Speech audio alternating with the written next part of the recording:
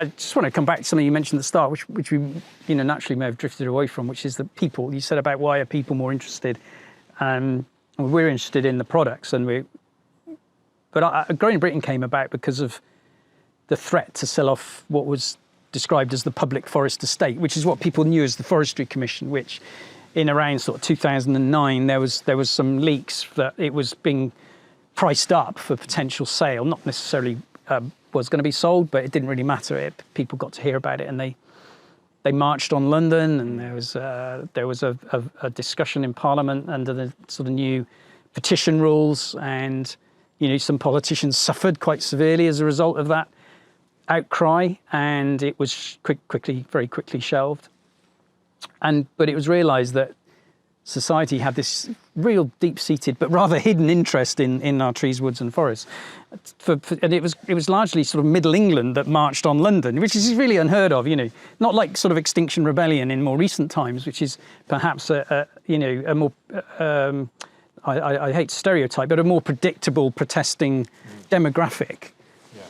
Now, we therefore formed and promoted we created a certification scheme to sort of put a logo on this stuff as if it was imported, which there are international logos around sustainability and responsible sourcing, because it was important to give that sort of reassurance, but also answer that call from society that you need to do more with your woods, basically, and cherish them.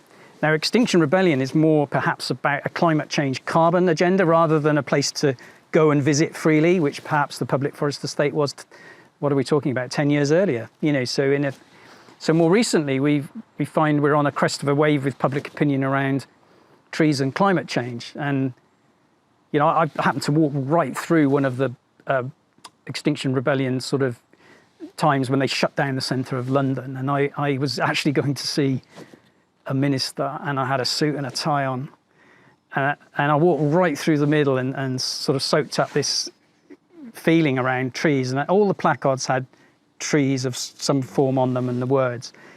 And because of perhaps the way I looked, they didn't know, they literally were sort of, I've got some film of somebody sort of shouting into my face, trees, trees, trees.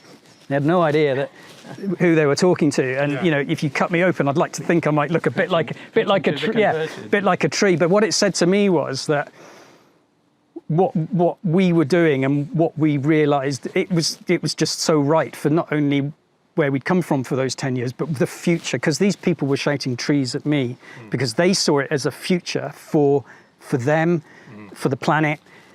And really, one 5-letter word to summarise a huge, huge challenge for the globe.